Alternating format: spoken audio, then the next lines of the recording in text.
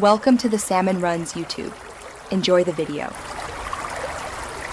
In this video, I will show you how to make cornbread with canned corn. This easy method uses simple ingredients you likely have on hand. We will start by gathering our dry ingredients like cornmeal, flour, sugar, baking powder, and a pinch of salt.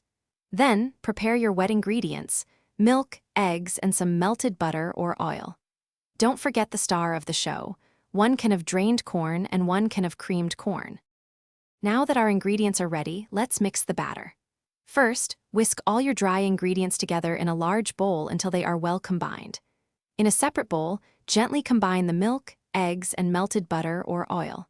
Then, carefully fold in both the drained corn and the creamed corn into this wet mixture. Finally, gradually add the wet ingredients to the dry, mixing just until everything is combined, being careful not to overmix. With your batter mixed, it's time to bake. Preheat your oven to 400 degrees Fahrenheit.